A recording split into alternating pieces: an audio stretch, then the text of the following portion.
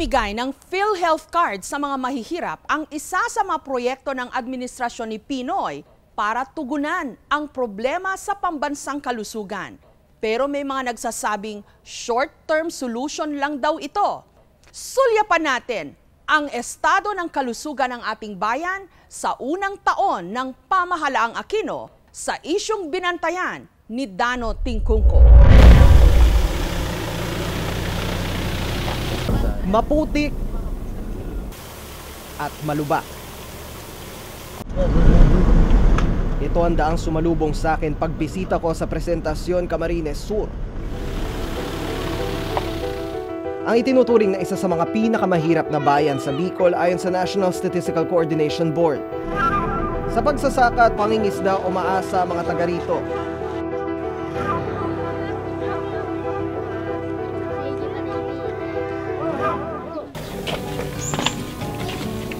Si Dano ho. Dito ko nakilala ang 46 anyos na si Florife. Kayo lang ho nandito? Iyo po.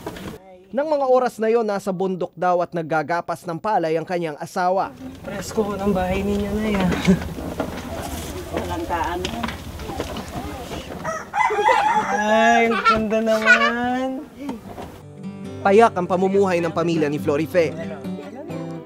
Sa kabila ng pagiging masigla ng mga anak ni Florife, payat at maliit para sa kanilang edad ang mga bata.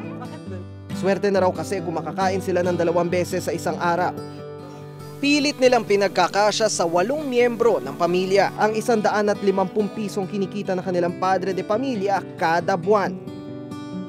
Habang may buhay po ako, titiisin ko po kahit po may nararamdaman akong sakit, titiisin ko po makaano lang sila para sa mga anak ko lang po.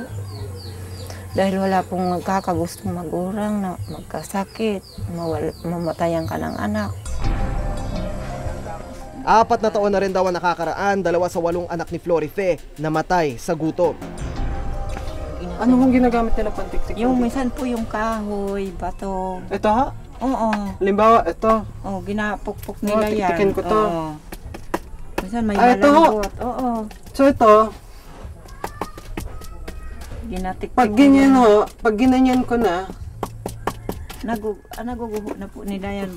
Walang iba silang malibangan. tapos, pag gutom na ho sila, ito ho, Kinakain po nila yan. ito na ho pagkain ho Mas nila. malalaki pa ho na nakakain nila dyan. Mas malaki pa ho rito? Maabutan ko na dyan sa loob. Lahat puro na bato-bato yung ng bahay, loob. Pati yung mga bunganga nila, may mga putik. Buo raw ang paniniwala ni Florife, hindi siya nagkamali nang iboto niya noong nakaraang eleksyon si Pangulong Noynoy Aquino. Umaasa kasi siyang tutuparin ni Pinoy ang mga binitiwan daw nitong pangako, lalo na sa kanilang mga mahihirap. Maswerte na raw sila ng araw na yon dahil nakakuha ng hurabas mula sa ilog ang mga anak ni Florife. Ay, ano ninyo? Harabas. Ano yung harabas? Buhay pa ba to? Iyo po. Patay na? Buhay po. Paano ba to? Hindi. Sinusugat po. Isa na raw ito sa pinakamasarap nilang hapunan sa kanilang tanang buhay. Sunod naman nating pupuntahan yung tahanan ng mga frondoso. Gaya ng mga risare, namatayan din sila ng anak. At katulad din ng mga risare, dahil din ito sa gutom.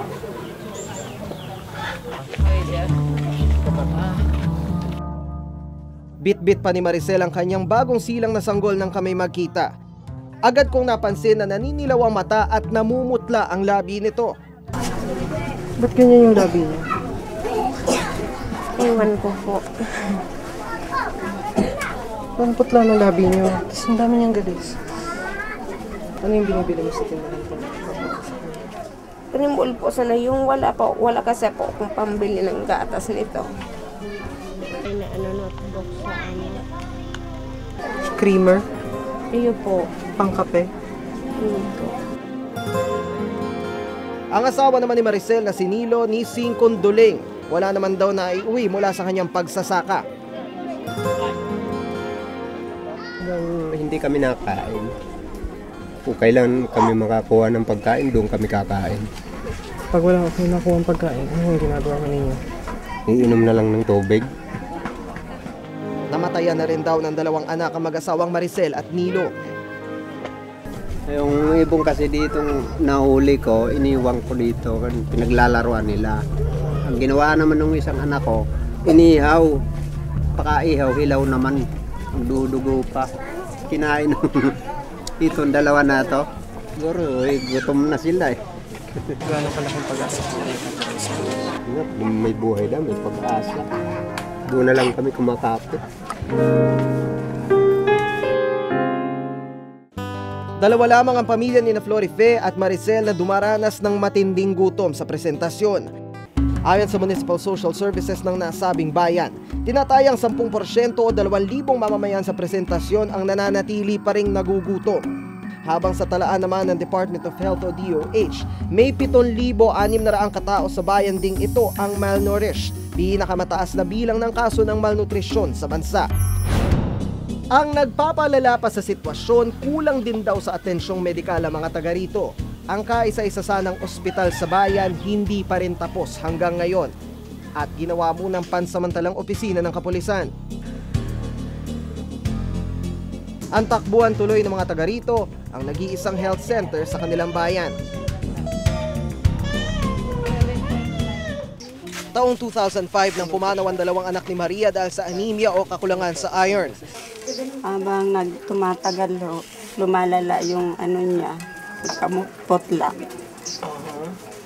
Saka na,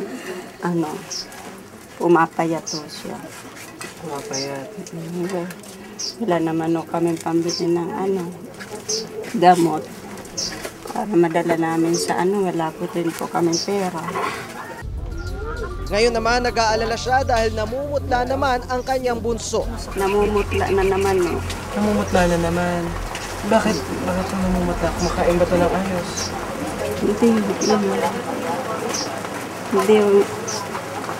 Hindi siya, hindi ko alam kung bakit ganito na naman siya. Nang araw na yon, sinamahan ko ang mag-asawang Maria at Willie para dalhin sa health center ang kanilang anak. Kami ma...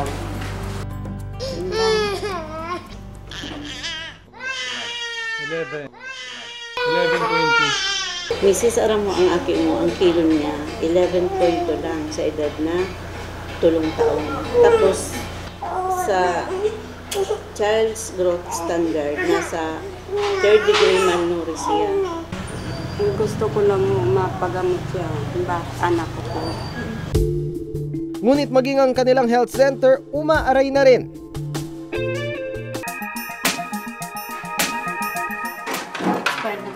Expired na to? Hindi ko na nga mabasa yung yung expiry date. Hindi pa naman ito kaya lang. Malapit na. Nanganganib na to. 11/20/11. So ito ho, anay. Inanay ho ito. Yung yung mga may pintura, anay din ho yan sa loob. Sana palaging available ang medicines para walang reklamo ang mga pasyente. Kasi nakakaya naman na pupunta ang pasyente, wala ka man lang nagawa. Mapupondohan na natin ang service contracting sa ilalim ng GASB. Pati ang conditional cash transfers na magbabawas ng pabigat sa bulsa ng mga pamilya, madadagdagan na rin ng pondo. Nang maluklok sa pwesto si Pinoy, pagkain at kalusugan ng ilan sa pinagtutuunan ng pansin ng kanyang administrasyon. Tumutulong kami sa mga bahay, sa mga household, sa pamilya, 96,930 at inaasahan namin damihan pa yan. Sa pamamagitan daw ng Pantawid Pamilya Project o Conditional Cash Transfer ng gobyerno, makakatanggap ng 500 piso kada linggo ang isang pamilya bilang pantusto sa kanilang pangunahing pangangailangan katulad ng pagkain, gamot at gamit sa paaralan. Mahigit 1 milyong pamilya na raw ang natulungan ng proyektong ito. Nagbahay-bahay ang DSWD sa pamamagitan ng pakikipagkontrata sa mga academic institution sa iba't ibang panig ng Pilipinas na ang pinagbatayan ay ang pinakamahihirap na probinsya at pinakamahihirap na munisipyo ayon sa 2006 National Statistics and Census Board or NSCB. Pangalawa, kung sila ay may anak ng 0 to 14 years old. Kasi kahit na sila ay nasa antas ng hindi palagian ng hanap buhay, pero kung ang anak nila ay malalaki na, hindi sila nagka-qualify sa programa. Tumaas din daw ng 30% ang nabigyan ng PhilHealth benefits. Subsidy ang ibinibigay ng PhilHealth, no? Hindi full coverage, no? Para maliwanag lang.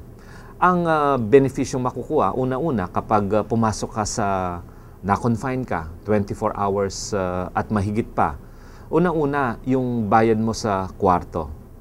Pangalawa, yung medisina mo. Pangatlo, yung mga laboratory at saka yung mga x-rays. Pangapat, yung mga professional fee ng doktor. Sa mahigit 20,000 populasyon sa bayan ng Presentasyon, mahigit 1,000 rito ang nabigyan ng PhilHealth cards pagpasok ng Administrasyong Aquino. Isa sa maswerteng naambunan ng PhilHealth card ang may bahay na si Lizelle. Ito po yung PhilHealth card na nakuha ako na kung sakali pong magkaroon ng malubhang sakit yung anak ko, at least po mayroon po akong magamit. Laking panghihinayang lang daw ni Lizelle na noong nakaraang taon lang niya ito nakuha. December 2009 kasi nang mamatay ang anak niya dahil sa hydrocephalus. Hindi nga po ako pumayag noon na operahan sa ulo. Kasi may nagsabi po sa akin kahit ano daw gawin, mamamatay rin. Kaya lang po, naawa lang po ako sa anak ko kasi mamamatay rin siya, masasaktan pa po. Sa kabila nito, kahit paano, masaya na rin daw si Lizelle. Kasi po, kung sakali man magkaroon ng malubhang sakit, at least po mayroon akong pwedeng matakbuhan. Kaysa noon pong walang-wala. Ayon naman sa Municipal Social Welfare Office ng Presentasyon, kulang na kulang pa rin daw ang natatanggap nilang 100,000 pisong pondo kada taon. Ang ginagawa po namin dito, di PhilHealth yun, yung PhilHealth doon yun sa hospital. Walang pamasayong tao dito, ginagawan po namin ng paraan. We extend yung limited financial assistance for transportation expenses. Pero ayon sa DOH, bago raw matapos ang taong ito, target nilang mapataas ang bilang na mabibigyan ng PhilHealth benefits. Hindi lang sa bayan ng Presentasyon, kundi maging sa buong Pilipinas. Pero aminado silang hindi ito magiging madali. Napakalaki ang pundo na kailangan sa kalusugan. Subalit, siguro ang mas importante, ano ba talaga ang kaya nating magamit? Ano ang mga yung tinatawag nating dapat magawa kaagad. Ang daming mga distrito, mga provinces, na talagang kulang na kulang ang facilities, even in their provincial hospitals. Ang isang hamon ngayon ay ang pagsisigurado na maabot namin ang pinakamalalayong lugar. Ayon naman kay Dr. Susan Mabunga, professor sa UP Manila, may nagbago naman daw kahit papaano sa estado ng kalusugan mula nang maupo si Pinoy. In terms of the Aquino health agenda, marami naman positive points na minention doon. And one of them is in the revitalizing of the National Health Insurance Program and increasing the coverage for among the poor to 40% of the poorest Filipinos. May papatupad ang plano natin sa PhilHealth. Sa mahigit 1 taong panunungkulan ni Pangulong Aquino, huwag sanang matulad sa tinahakong daan papuntang Presentasyon, Camarines Sur, ang ipinangako niyang matuwid na daan sa taong bayan. Gamot po. Sa akin po, bilhin ako sa gamot, sa mga pagkain. Bakit po gamot? Dahil para po pag nagkasakit, magaling po yung mga bata. Kung pwede, mabigyan man lang kami ng kunting tulong galing sa Presidente. Katulad sa pagkain o kaya makabili man lang ng mga damit ng mga anak ko. Gusto po namin magkaroon ng yung supply na gamot po dito para po sa lahat. Hindi lang po sa anak namin. Patuloy na magbabantay sa mga isyu ng bayan. Ako si Dano Tinggugo kasama sa isang brigada.